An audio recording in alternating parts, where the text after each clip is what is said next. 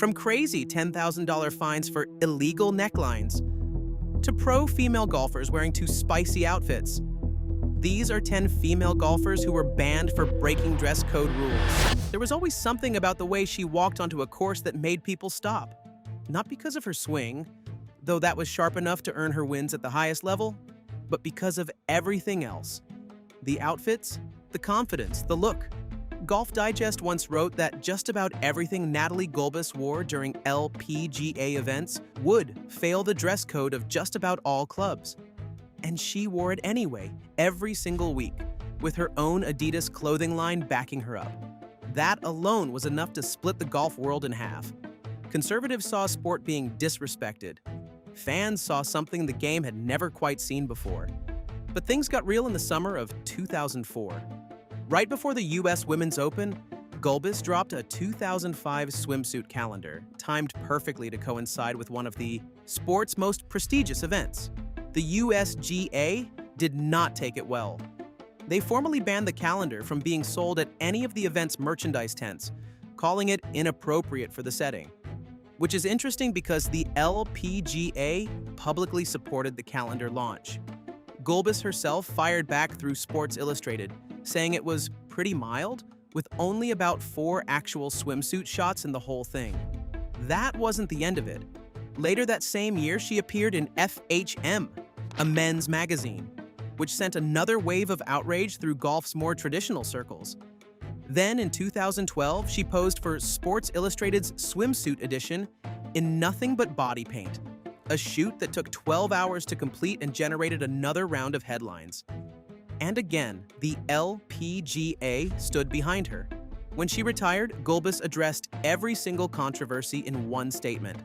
She said she never bought into the idea that a female athlete couldn't be attractive, business-savvy, and fiercely competitive all at once. The critics never stopped coming, and neither did she. Next up, golfers need sponsorships, and most earn theirs on the course.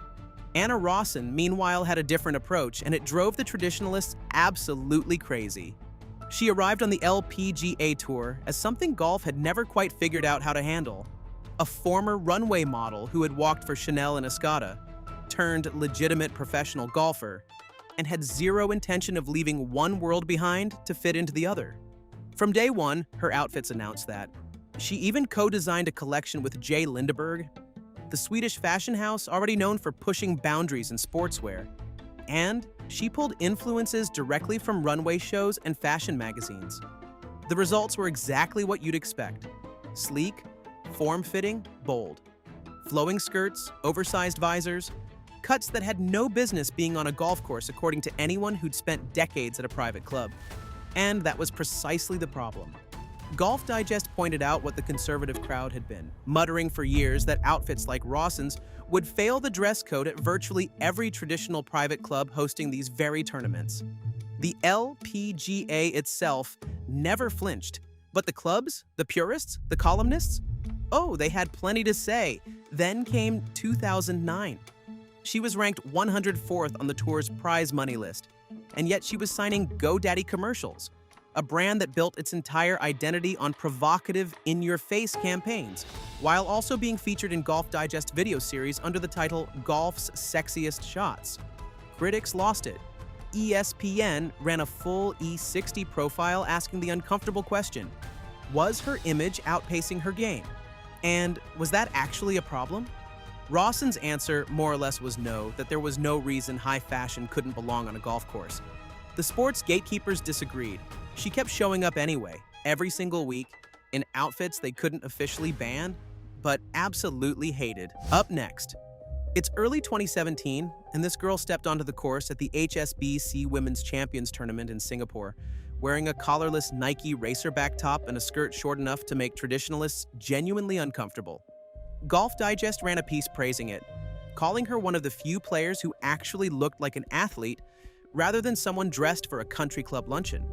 That same week, a CBC News investigation quietly reached a very different conclusion. Michelle Wie's outfit, perfectly legal on the LPGA Tour, would have been turned away at the gate at most top private golf clubs in British Columbia. She was a major tour professional who couldn't have played a casual round at half the courses hosting her own events. That tension had been building for a while. The LPGA had technically allowed collarless tops and shorter skirts, but enough members were restless. Then, on July 2nd, an email marked "Important" landed in every LPGA player's inbox. New rules, effective immediately. No collarless racerbacks, no leggings. Skirts had to cover the bottom area at all times, including when bent over. Any violation meant a $1,000 fine. Turns out Michelle Wie's Nike wardrobe had been the final straw. She held it together for about 5 months. Then, in December, she posted a photo. Crop top, short Nike skirt, and her fluffy dog. The caption, "Off-season equals no dress code fines, #crop top drop top." The message was hard to miss. And then, years later, the story took an uglier turn. In 2021, Rudy Giuliani appeared on a podcast and told a crude anecdote about playing golf with Wie at a 2014 charity event, suggesting photographers had tried to photograph her from below while she putted. Wie just said that she had shot a 64 that day and led her team to victory. The whole conversation about her apparently had nothing to do with that. Coming in next. Truth is that the LPGA's 2017 dress code was thorough. Capitalized knots, specific measurements, $1,000 fines. It covered necklines, skirt lengths, racerbacks, leggings, joggers. Whoever drafted it clearly wanted to leave no room for interpretation. And then someone brought up Garina Pillar's shirts. And the whole thing fell apart. A GottaGoGolf.com column published right around the time the new rules dropped said that Pillar had a habit of wearing tops that were, generously speaking, a size S when she was, across the chest, an L. While the commentary bordered on the mean-spirited and sexist, it inadvertently exposed a fundamental flaw that the LPGA front office had no idea how to solve. You could ban plunging necklines, you could ban collarless racerbacks, you could measure skirt lengths. But how exactly do you write a rule about tightness? At what point does a shirt become too fitted? What's the official measurement for that? Nobody had an answer. Since no one in the commissioner's office wanted to be the person performing a pinch test or defining a mathematical ratio for curves, Pillar's name hovered in the background of the entire 2017 dress code conversation, as the specific example that illustrated a gap in the rules that the rulemakers couldn't close. She hadn't broken anything because, well, there was nothing to break. The policy simply couldn't reach her. It's a strange kind of notoriety, becoming the reason a governing body realizes its rulebook has a blind spot. It doesn't know how to fill. Which brings us to the next one. She didn't start out trying to be controversial. When Paige Spiranac was learning the game, she couldn't afford a proper golf wardrobe. So she wore what she had. Leggings, tank tops, athletic gear from her gymnastics days. She was a competitive gymnast before golf, and wearing a leotard had been completely normal. Showing up to a golf course in similar clothes felt to her like the most natural thing in the world. To everyone else, apparently, it was an act of war. The funny part is that she attempted to qualify for the LPGA Tour in 2016 and didn't make it.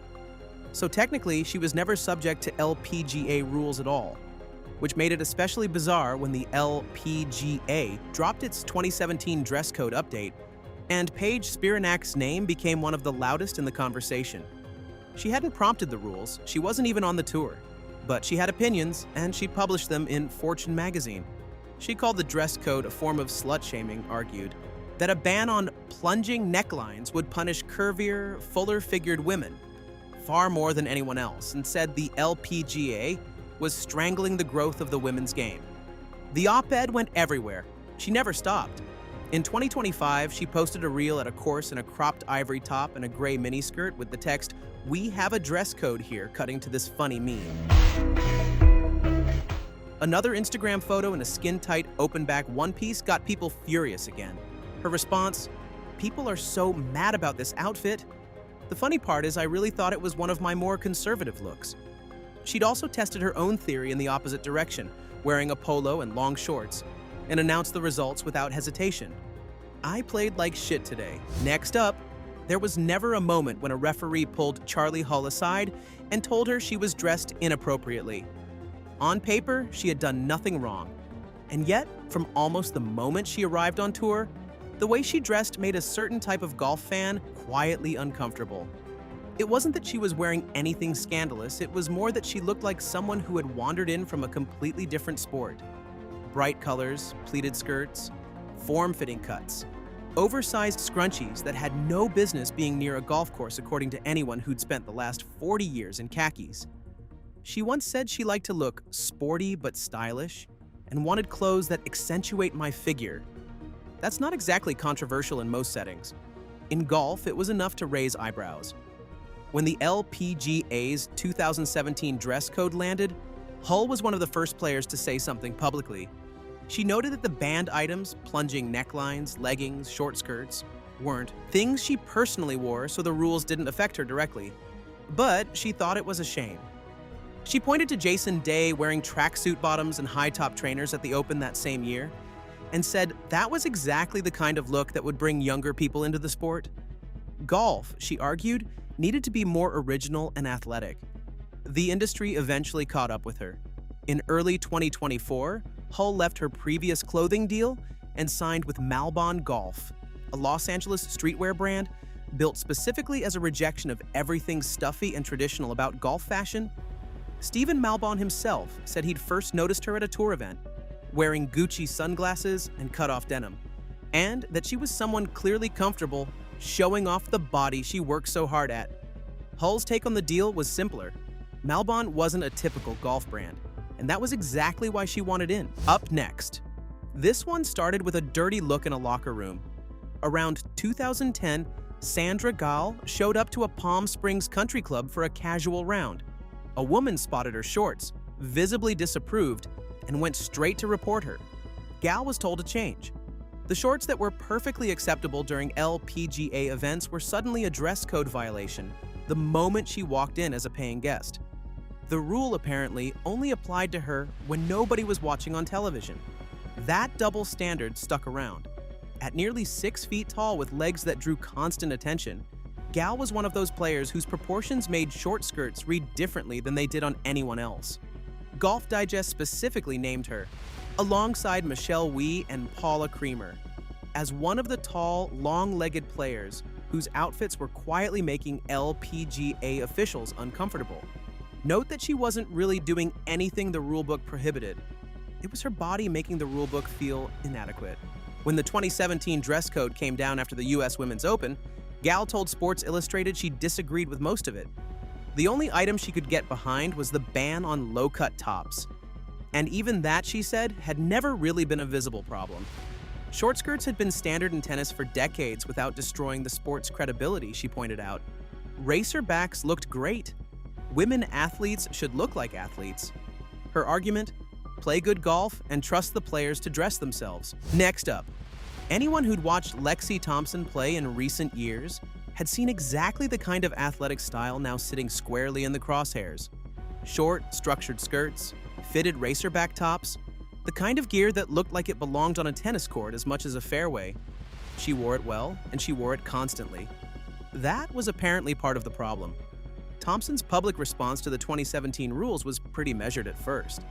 She told reporters the email came out of nowhere, acknowledged she had a few racerback shirts with collars that might still pass, and said the tour had to abide by it. Professional sport, professional image, she got it. And then Thursday night happened. She pulled a photo from a 2016 Red Bull shoot, one she'd done ahead of the Olympics, dressed in full early 1900s women's golf attire. Floor-length skirt, heavy blazer, straw hat, and she posted it to Instagram with the caption, "Got my new hashtag LPGA dress code compliant outfit ready to go," followed by a laughing emoji, and the hashtags hashtag throwback, Thursday hashtag kidding, hashtag funny, and hashtag joke. And yes, it was truly a funny clapback to the rules. Thompson later said she genuinely had no idea how to play in that outfit during the original shoot, 2 layers minimum, a jacket on top, completely restricting her backswing. Her point didn't need spelling out. The rule stayed. But Lexi Thompson made sure everyone knew exactly what the sport had almost asked its players to go back to. Here we are with the next one. She was just finishing up her workout in the fitness van when the commissioner appeared at the door and asked if she had a few minutes. It was really weird because Kristy Cheddar wasn't the type to find herself in trouble. Good relationship with her peers, good relationship with the tour, no controversies following her around. She stepped outside genuinely curious with no real idea what was coming. It was 1995 and Charlie Meacham, the LPGA's commissioner at the time, had a stack of letters with him. Fan mail, except not the kind any player wants. Every single one was complaining about the same thing. The flouncy short shorts Cheddar had worn the week before at the US Women's Open. According to them, it was too short and inappropriate. Several of them pointed out that her shorts wouldn't even pass the dress code at a standard private golf club. She listened. Then she asked the obvious question, did she have to stop wearing them? Meacham laughed and said no. He just wanted her to know how some fans were reacting. That was it. No fine or formal warning, but it stuck with her.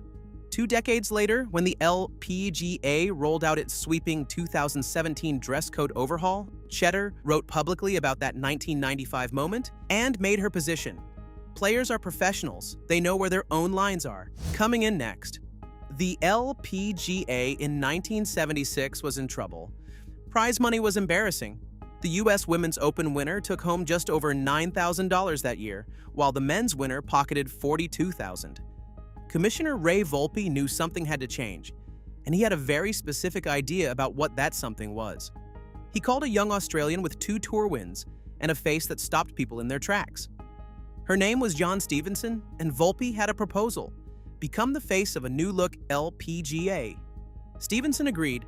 The first step was a 1977 cover shoot for Sport magazine's Sex and Sports issue. Midway through the session, she stepped away for a wardrobe change, unclipped her bra, threw on a linen shirt, and tied it at the waist while she searched for the next outfit. The photographer suggested a couple of quick frames. She laughed and said sure. It was that photo that the magazine ran on the cover. Fellow players were furious. But the controversy had done more for LPGA visibility in 1 week than years of traditional marketing ever had. But it didn't stop there. In 1981, the LPGA's own official publication, Fairway Magazine, ran a fashion spread featuring 4 players in Victorian-era costumes. She was stretched across a bed in a gown, slid up to the hip, and fellow pro Jane Blaylock wrote a column for the Miami Herald, calling the image quasi-pornographic, and publicly charging that the LPGA should be promoting golf, not sex. Then came 1985. Dunlop approached her about a calendar and she arrived in full golf attire. By end of day, most of her clothes were off. 2 of the 7 photographs showed her completely naked, covered only by strategically positioned golf balls. It sold nearly 250,000 copies. Country clubs refused to stock it at first, then started calling back asking for more inventory because their members wouldn't stop requesting it. Which brings us to the last one. She showed up to her first golf courses in ripped Vans, a t-shirt, and leggings. Not exactly country club dress code approved, but nobody was watching yet, so it didn't really matter. That was before the following, before the wardrobe malfunctions that golf media couldn't stop covering. Grace Charis built her audience by doing something golf had never quite seen at the influencer level. Showing up to courses in outfits that left very little to the imagination and filming every swing of it. Tight white crop tops, pink miniskirts, going braless in the rain at courses like Buffalo Ridge, where her low-cut red top in wet conditions had fans in the comments asking why she even bothered wearing one. But the moment that really broke through the golf world came during the Open at Royal Troon in 2024. She documented her whole trip, but one photo stopped the scroll. Her blue zip-up undone over a skimpy crop top that appeared to be missing the laces holding it together, her midriff exposed. Whether it was a genuine wardrobe malfunction or a very deliberate content decision is a question nobody seriously tried to answer. What was more interesting was what she said afterward. She said visiting elite clubs and major tournaments had made her realize just how far outside the lines she was operating, and then added that she wasn't going to stop. She also said she never thought early on that what she was doing might be seen as disrespectful to the sport, but had come to believe she was bringing new people into the game regardless of how it looked to traditionalists. Then she launched Dialed Golf, her own apparel brand, designed, according to Charis herself, for golfers who want to experience everything golf has to offer. The gear was notably more conservative than anything she normally wears on course. Make of that what you will.